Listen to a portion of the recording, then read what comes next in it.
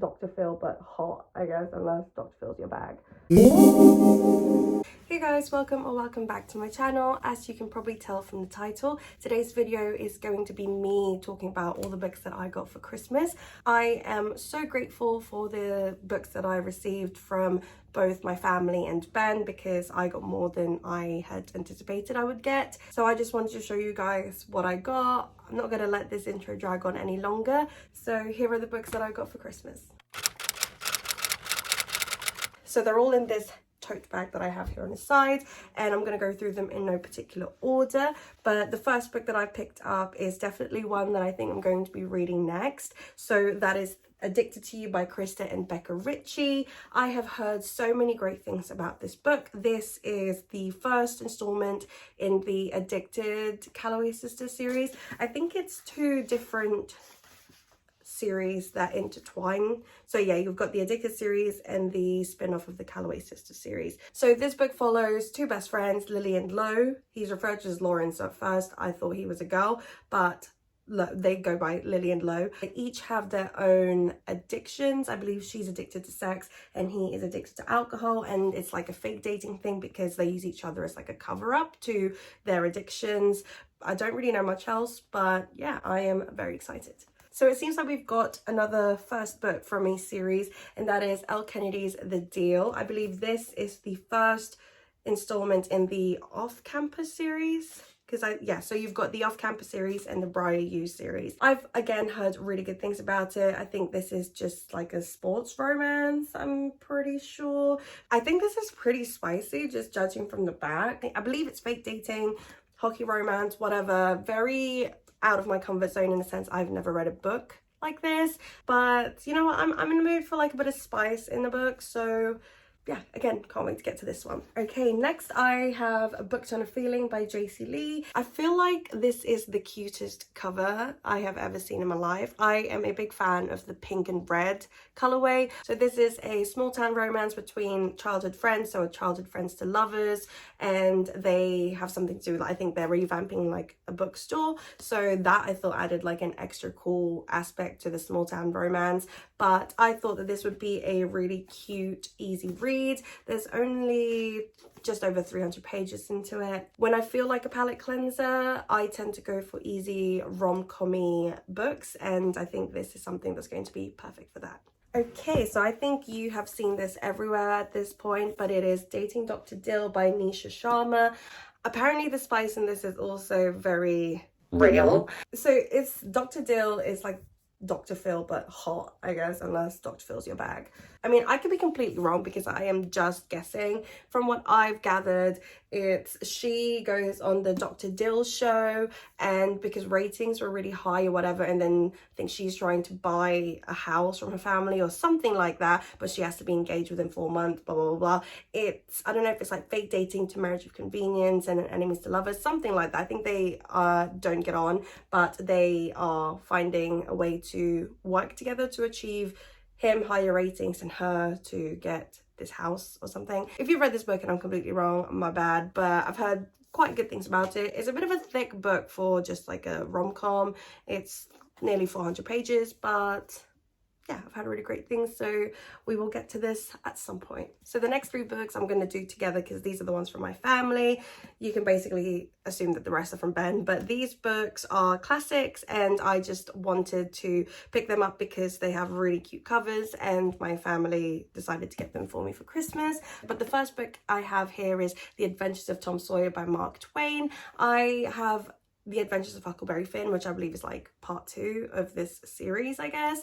But I thought this is quite a nice, easy read in terms of like a classic.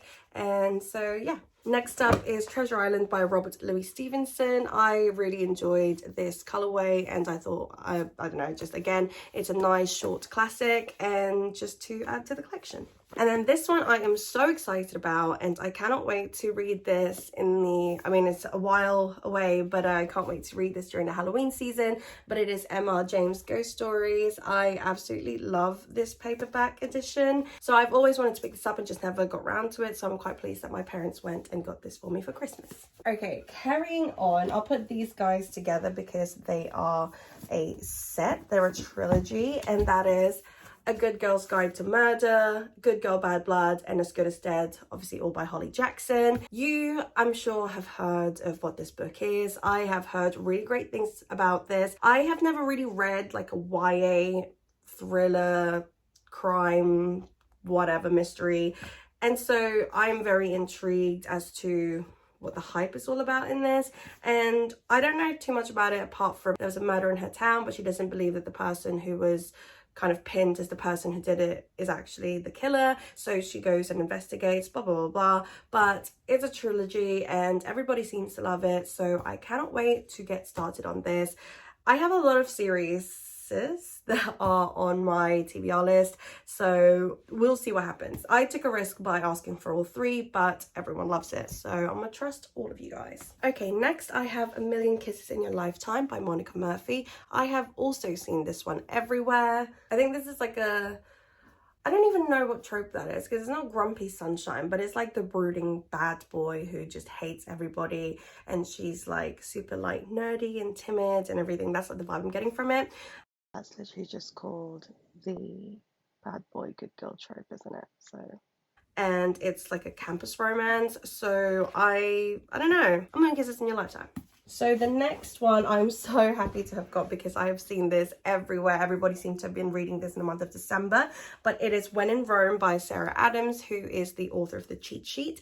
I actually have never picked up the cheat sheet, and I don't know, I just didn't really feel like I wanted to pick it up, haven't had the urge to do so. But this one I did genuinely want to get. It's a small town romance of, I think she's like a famous actress or a singer or something like that, and he's like this small town guy who runs a bakery, I'm pretty sure, and she's, you know, going through like a Hannah Montana the movie era where she goes off into the country or the small town or whatever, and she falls in love with, I'm pretty sure, the baker boy. And I don't know, I think that's quite a cute setting. I love a small town romance. Like I really do love a small town romance. I think for the most part because I live in a small town and I just think that they are the cutest thing ever. I much prefer small town romances over city romances, you know, when they're like say New York, blah blah blah. But yeah, I can't wait to get to this as well. Who knows when? Again, this is going to be a perfect palette cleanser. Okay, next we have Jeffrey Eugenides Middlesex. I actually adore this cover because I have the Virgin Suicides in this edition, so I think it's going to look so good together. I don't really know what this is about, but one of the lines in the back says, I was born twice, first as a baby girl, then again as a teenage boy, and it was a winner of the Pulitzer Prize for Fiction, and I was just super intrigued, so I'm glad that I got it for Christmas. It's quite a chunky monkey. Let's see, it is 529 pages actually, so it's not that long. I really want to find this edition, this one. I just love the colourfulness of it, so yeah. Okay, we've got two books left. We've got Get a Life, Chloe Brown by Talia Hibbert. I've had really mixed reviews about this one, so I wasn't super sure, but some people seem to really enjoy it. I think the premises of it is quite cute, and I like that it's got representation for people with chronic illnesses. And she basically, like I said, she has a chronic illness, but she wants to, it's like a bucket list thing that she's doing, and I think that's quite cute, and I believe whoever her love interest is accompanies her to do all of that. But yeah, I just think that this would be, again, a really great palette cleanser. And the last book that we have here is The Roommate by Rosie Dannon. I've had a couple of things about this. What I find really funny is when really unassuming covers like this make you think, oh, just like a cute little romance thing. But apparently the spice in this is like quite like high up on the scale. As you can tell, they were roommates. Oh my god, they were roommates. Again, I think it's like a bad boy, good girl thing where she's like high strung and just a cute little good girl, really. And then he's like a bad boy who kind of sleeps around, I'm pretty sure. And it's about just them finding a little bit of a friends with benefits thing, I suppose. Again, just a really cute read. And yeah. So these were all the books that I got for Christmas. I am so grateful for every single one of them and genuinely really excited to get through to them. And I don't know, I don't even know what I want to get through to. I know my top 3 choices of, you know, books to pick up is A Good Girl's Guide to Murder, I think also The Deal and Addicted, but I think I'm gonna go for Addicted to You. Anyway, I hope you guys enjoyed this video. If you did, please give this video a thumbs up, and if you haven't yet, please do subscribe to my channel, and I will see you guys next time. Bye.